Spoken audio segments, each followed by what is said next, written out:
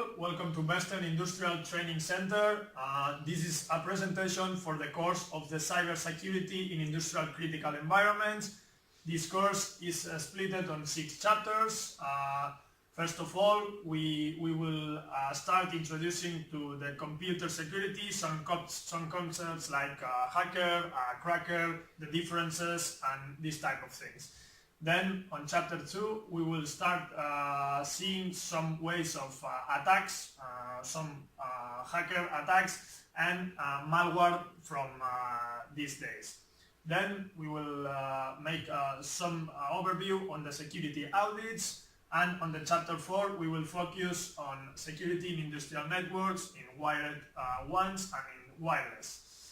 So in chapter 5 we will see countermeasures and protection directly related with the attacks shown on chapter 2, and to end up with this training we will see cryptography, different methods as like symmetric and asymmetric, their differences, and the ways to protect with encryption our networks. So the training is divided into big lines, the theoretical part and the practical one. The intention is almost in every theoretical part to have practice with attendance in order to make ourselves more clear and the course more dynamic. So for getting that, we will use different equipment that you can see in this video. For example, there is a security device from Tofino brand.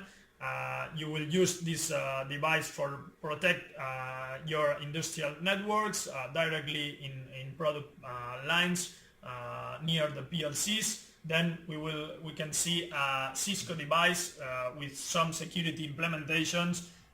Then we will configure these devices in order to protect the industrial networks as well. We can see a Hirschman switch here as well, which it's an example of devices on industrial networks, for example fanless, as you can see on the device. And finally, 2 PLCs, 2 end devices of different brands, Siemens and Schneider Electric, in order to have the complete topology on industrial networks.